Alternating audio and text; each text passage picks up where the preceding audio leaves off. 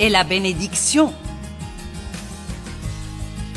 Mais là où il y a des conflits, des querelles, des disputes et tous ces commérages et ces critiques en cachette, il n'y a ni onction ni bénédiction.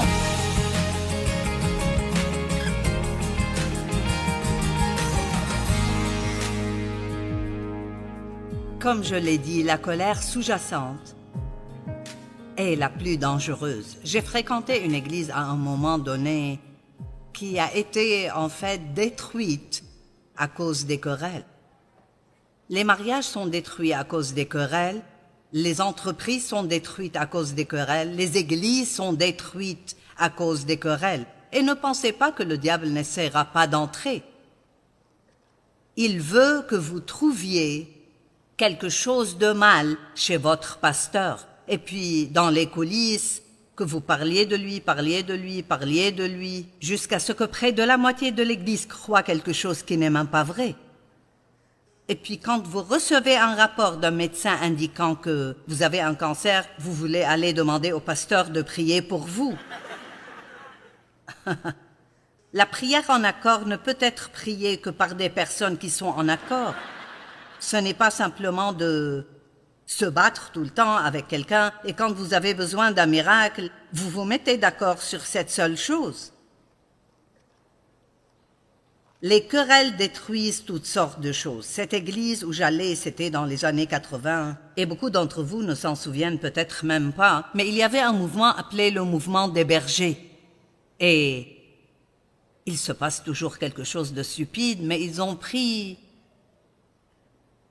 eu l'idée que le pasteur devait s'occuper du troupeau, mais on en est arrivé au point où vous ne pouviez même pas vendre votre maison si le pasteur pensait que vous ne devriez pas le faire. Et bien sûr, il y a eu toutes sortes de ragots dans les coulisses, et un à un, les gens ont commencé à partir. Et j'enseignais une étude biblique à domicile. Un jour, le pasteur a dit à Dave, « Frère, c'est toi qui devrais enseigner cette étude biblique, pas ta femme. » Et donc, nous avons essayé.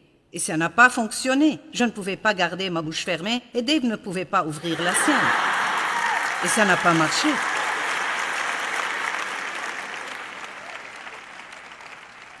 Ça m'étonne quand les gens essayent de vous dire des choses que vous devriez faire.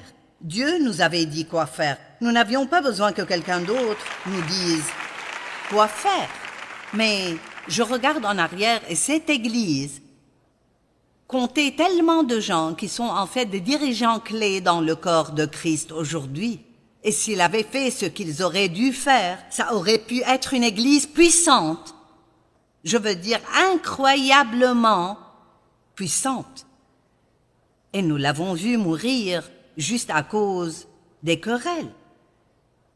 Et voici quelque chose de très préoccupant. Les conflits offensent le Saint-Esprit. Combien d'entre vous ne veulent pas offenser le Saint-Esprit? Je ne le voudrais certainement pas. Dans Éphésiens 4, 29 à 31, c'est un peu long dans la version amplifiée, mais je veux que vous fassiez attention à chaque mot. Ils seront affichés sur l'écran. Qu'aucune parole malsaine, aucun commérage, ni aucun mot méchant et inutile ne sortent de votre bouche, mais seulement de bonnes paroles qui, en fonction des besoins, servent à l'édification spirituelle d'autrui et transmettent une grâce et la faveur de Dieu à ceux qui les entendent. Donc, nous n'avons pas besoin de critiquer les gens. Nous devons prier pour les gens. N'attristez pas le Saint-Esprit de Dieu. N'offensez pas le Saint-Esprit par lequel vous avez été marqué d'une empreinte scellée comme les siens. Vous voyez, dans l'esprit, nous sommes marqués, nous sommes scellés, nous appartenons à Dieu. Et le diable peut voir ceci. Et si vous ne lui donnez pas une porte ouverte, il n'a aucun moyen d'entrer dans votre vie. Et l'une des plus grandes portes ouvertes que nous donnons à l'ennemi est le manque de pardon et les querelles. Nous devons en fait craindre les querelles, car elles sont meurtrières. Pour le jour de la libération à travers Christ du mal et des conséquences du péché, que toute amertume, toute fureur, toute colère, passion, rage, mauvais tempérament, tout éclat de voix, énervement, animosité, toute querelle, dispute, clameur, contention, toute calomnie, paroles malveillantes, abusives ou tout blasphème et toute forme de méchanceté, rancune, mauvaise intention ou bassesse de tout genre disparaissent du milieu de vous. Eh bien, je pense que cela couvre à peu près tout. C'est compris. Vous pourriez prendre ces 3 versets, Éphésiens 4, 29 à 31. En fait, je vais vous mettre au défi. Étudiez-les toute la semaine.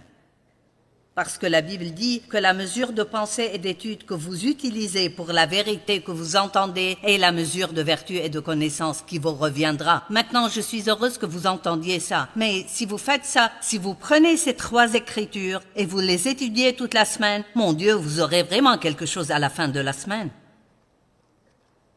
Mais nous sommes un peu paresseux. Nous préférerions que quelqu'un d'autre nous donne tout sans effort. Le psaume 133 dit « Voici, ô, qu'il est agréable, qu'il est doux pour des frères de demeurer ensemble. » C'est comme l'huile précieuse qui, répandue sur la tête, descend sur la barbe d'Aaron, le premier grand prêtre, qui descend sur le bord de ses vêtements et consacre son corps en entier. Il parle de l'onction. Lorsqu'ils joignaient des prêtres et des prophètes, ils versaient de l'huile. Je veux dire, ils ne faisaient pas ce truc. Ils ne la mettaient pas sur leur front. Ils la versaient partout. Donc, si je lis ceci tel que je le vois, là où il y a l'unité, il y a l'onction. C'est comme la rosée de l'Hermon qui descend sur les montagnes de Sion, car c'est là où il y a l'unité et l'accord. C'est là que l'Éternel envoie la bénédiction. Allez, vous voulez avoir une vie bénie? Sortez le manque de pardon de votre vie.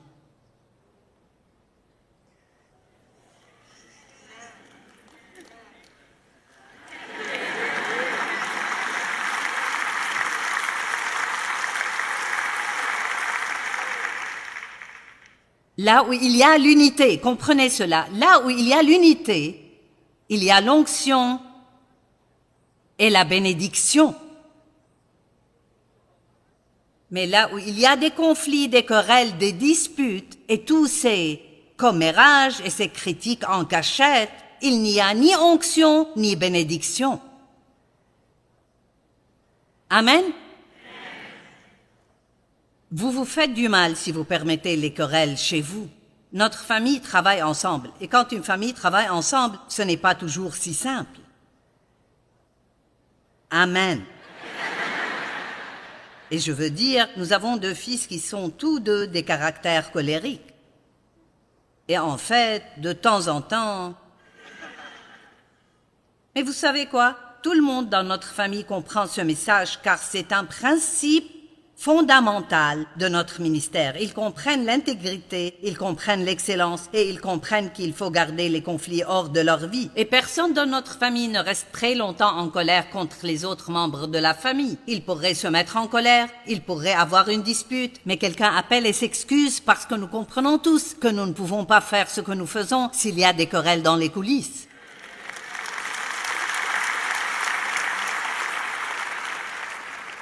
Et nous disons aux gens, lorsqu'ils viennent travailler pour nous, nous leur donnons les enseignements que nous avons faits à ce sujet et nous leur disons que ceux-ci sont très importants pour nous. Et si vous provoquez des querelles, nous vous corrigerons une fois. Mais si vous continuez comme ça, vous serez congédiés. Parce que peu importe à quel point quelqu'un est intelligent ou à quel point il est doué, il peut tuer ce dans quoi j'ai investi 40 ans. Et je ne vais pas supporter ça. Je ne vais pas les laisser faire ça. Amen. Il commande la bénédiction. Ce n'est pas juste un peut-être, je l'espère. Si vous faites votre part pour vivre en paix, Dieu ordonnera la bénédiction sur vous. Waouh!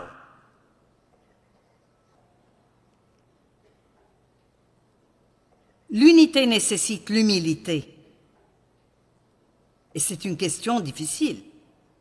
Je veux dire, de toutes les vertus chrétiennes, l'humilité est la plus difficile. L'orgueil est derrière chaque péché. Dans Genèse 13, il y a un merveilleux récit de quelque chose qui s'est passé entre Abraham et Lot. Et l'humilité dont Abraham a fait preuve était tout simplement stupéfiante.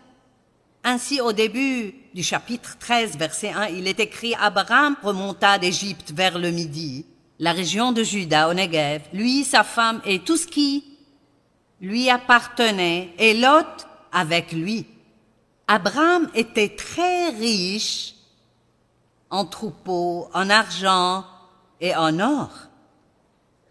Il dirigea ses marches du midi, la région de Juda au Negev, jusqu'à Bethel, jusqu'au lieu où était sa tente au commencement entre Bethel et Haï, au lieu où était l'autel qu'il avait fait précédemment. Et là, Abraham invoqua le nom de l'Éternel. Lot, qui voyageait avec Abraham, avait aussi des brebis, des bœufs et des tentes. Donc, Abraham avait beaucoup de possessions et Lot en avait aussi. Mais je veux que vous gardiez en tête que Lot n'aurait rien eu sans Abraham. Parfois, des gens viennent et ils bénissent nos vies, ils changent nos vies et nous les oublions rapidement. Et Lot a oublié d'où il venait et il est devenu un peu imbu de lui-même. Et la contrée était insuffisante pour qu'ils demeurent ensemble, car leurs biens étaient si considérables qu'ils ne pouvaient demeurer ensemble.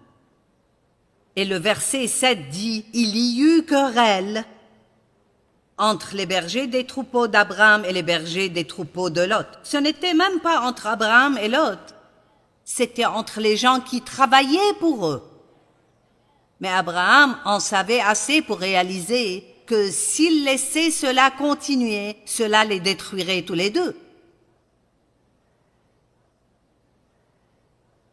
Abraham dit à Lot, il est allé de l'avant et a dit qu'il n'y ait point, je te prie, de dispute entre moi et toi, ni entre mes bergers et tes bergers, car nous sommes frères.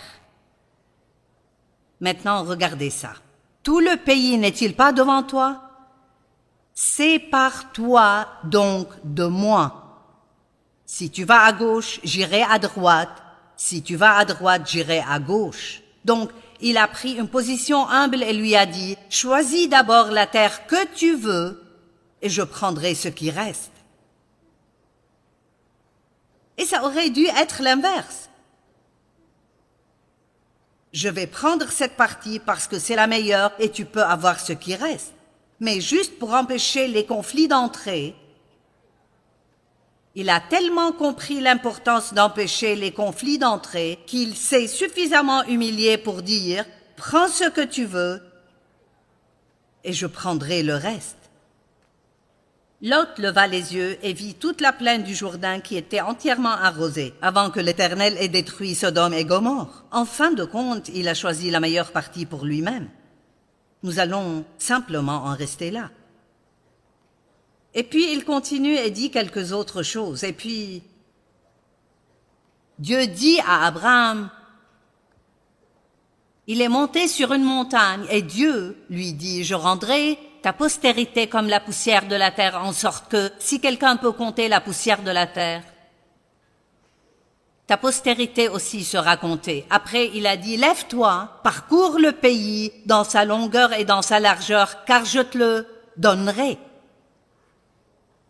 Et puis, il est monté sur une colline et Dieu dit, tout ce que tu peux voir, je te le donnerai.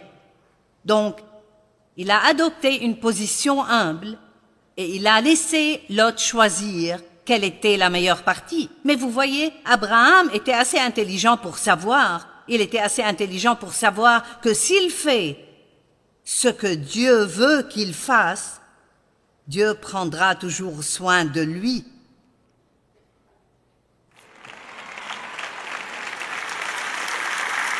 Allez. Alors maintenant, Dieu a dit, d'accord, tu peux avoir tout ce que tu vois. aussi loin que tu peux voir, aussi loin que tu peux marcher, tout cela je te le donnerai en entier. Vous ne pouvez pas imaginer ce que Dieu ferait pour vous si vous prenez vraiment l'engagement aujourd'hui de ne plus jamais vous coucher en colère. La Bible dit cela, que le soleil ne se couche pas sur votre colère et ne donnez pas accès au diable dans votre vie. Maintenant, ça marche mieux pour moi si je me mets en colère tôt le matin, j'ai toute la journée pour me calmer. C'est un peu dur si on s'énerve à 7 heures ou 8 heures du soir, on n'a pas très longtemps pour se calmer. Mais je ne pense pas que nous prenons ces choses assez au sérieux.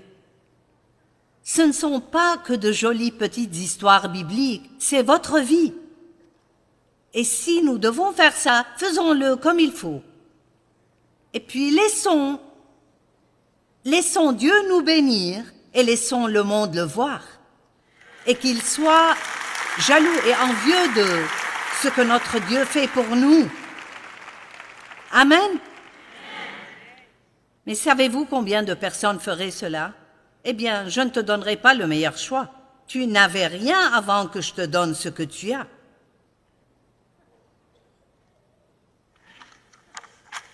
Galates 5:15. Mais si vous vous mordez et vous dévorez les uns les autres dans des querelles partisanes, prenez garde que vous ne soyez entièrement détruits les uns par les autres. Voilà la preuve. Si vous n'arrêtez pas, ça continuera et continuera jusqu'à ce que ça vous tue. Notre pasteur, Mike, lève-toi pour qu'il puisse te voir parce que tout le monde est toujours curieux. Voici Mike Schaffer. Je connais Mike et sa femme Penny depuis plus de 40 ans et il est devenu notre pasteur il y a combien d'années? Il y a 16 ans.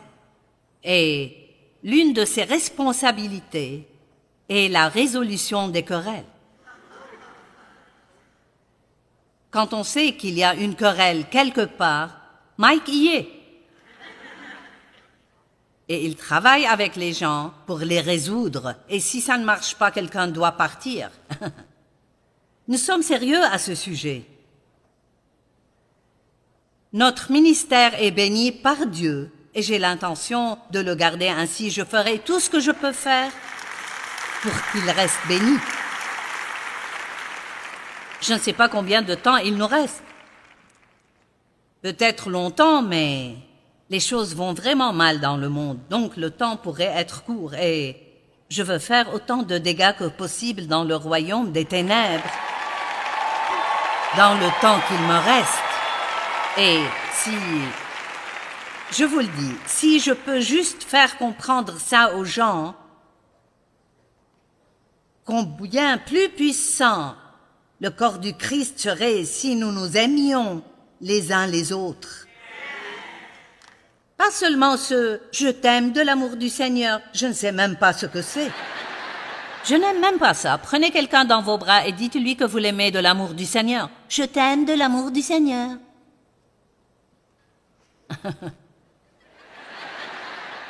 Je pourrais ragoter à ton égard quand je sors avec mes amis, mais je t'aime de l'amour du Seigneur. Mais où êtes-vous quand j'ai besoin de quelqu'un pour m'aider à déménager ou de quelqu'un pour s'occuper des enfants? Là, je suis occupé. Plus vous êtes occupé et plus vous êtes pressé, moins vous pourrez aimer les gens. Nous devons ralentir. N'allez même pas à l'église en pensant « je vais prendre ma bénédiction ». Allez avec une attitude différente. Et votre attitude devrait être celle-ci « je veux bénir quelqu'un ». Et je vous le dis, en bénissant quelqu'un, vous serez béni. Une femme m'a dit « j'ai trouvé ça intéressant ». Elle venait à mes réunions depuis des années. Et elle a dit, Joyce, je dois te dire ça. Et j'ai un peu honte de te le dire, mais c'est vrai, alors je vais te le dire. Elle a dit, je ne tirais plus grand-chose de tes réunions et je pensais que tu perdais ton onction. Vous voyez, quand nous n'obtenons pas quelque chose, c'est toujours la faute du prédicateur. Alors, elle a dit, « J'ai prié pour toi pendant un temps, pour que Dieu te montre ce que tu fais de mal ou tu sais ce qui se passe. » Elle a dit, « Mais je priais pour toi l'autre jour. » Et elle a dit, « Dieu m'a dit, il n'y a rien de mal en Joyce et elle n'a pas perdu son onction. » Il a dit, « La raison pour laquelle tu ne tires rien de son enseignement, c'est que tu es tellement rempli de paroles qu'il n'y a plus de place où les mettre. Et ce que tu dois faire, c'est commencer à en donner une partie à d'autres personnes. Arrête de te préoccuper de ce que tu obtiendras et préoccupe-toi de ce que tu donneras. » Certains d'entre vous ne tirent plus grand profit en allant à l'église parce qu'ils y vont pour la mauvaise raison. Vous allez prendre et vous devriez servir et bénir. Le quintuple ministère n'est pas censé tout faire pour toujours. Nous sommes censés former le corps du Christ afin qu'il puisse sortir et faire le travail du ministère. Amen. Et je veux vous dire quelque chose. Si vous avez peur de témoigner, laissez-moi vous dire, vous pouvez témoigner sans ne jamais ouvrir la bouche. Vous n'êtes pas obligé d'aller prêcher aux gens, vous n'êtes pas obligé de parler. Vivez simplement votre vie devant eux. Je veux dire, vivez vraiment comme un chrétien devrait vivre et marchez dans l'amour envers eux, surtout ceux qui sont méchants avec vous. Jésus a dit, « Si vous aimez ceux qui vous aiment, quel gré vous en saura-t-on » Mais il a dit, « Aimez vos ennemis, faites du bien à ceux qui vous haïssent et abusent de vous. » Waouh!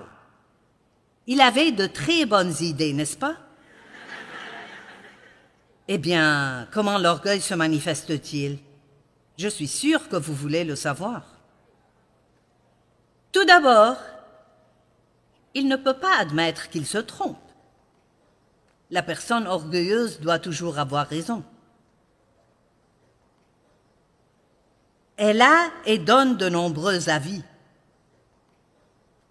Elle n'est pas reconnaissante, mais elle sent qu'elle est en droit. Elle ne demande pas d'aide. Elle pense qu'elle sait tout et croit qu'elle a toujours raison. Elle a toujours des conseils pour tout le monde. Elle parle beaucoup d'elle-même. Elle nomme des personnes. Je ne peux pas supporter ça.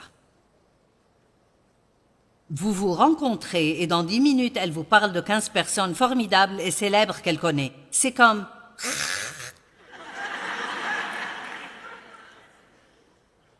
Dave va jouer au golf avec quelqu'un dans 2 semaines. Si je vous disais son nom, vous feriez... Mais si je vous disais qu'il allait jouer avec Joe Schmo, vous ne diriez rien. Et le problème, c'est que Joe est aussi important que cet autre gars.